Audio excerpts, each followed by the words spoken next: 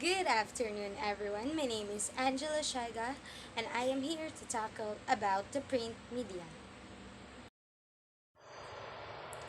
The inventor of print media is Johannes Gutenberg.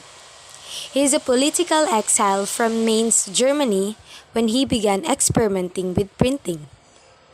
In 1440, he introduced his invention of a movable type printing press with type that was much easier to change, making the mass production of news pages available. In 1450, he had printing machine perfected and ready to use commercially, and it is called the Gutenberg press. Print media are materials used to inform, instruct, and motivate learners. Some materials may be used as learning materials or learning aids used in a classroom, training materials used in workshops and seminars or trainings, or information materials used to announce upcoming events. Print media have advantages. First, it portability. It is portable in a way that you can carry it wherever you go and you can give it to someone without worrying them about the weight of the paper. Example of this is brochure. Brochure is a paper with many information or announcement in just a small paper. Take note, it is very handy. Next is it is easy to make. When you have the materials like computer, printing machine, papers, and etc.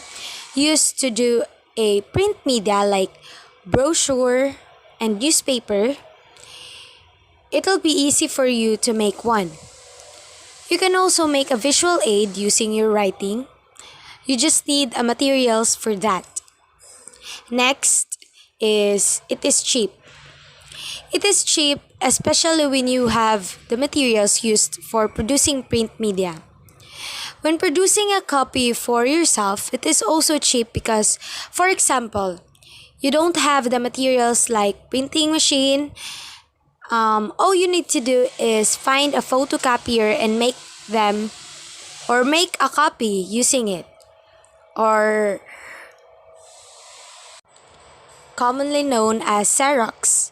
So after that, you will have a copy.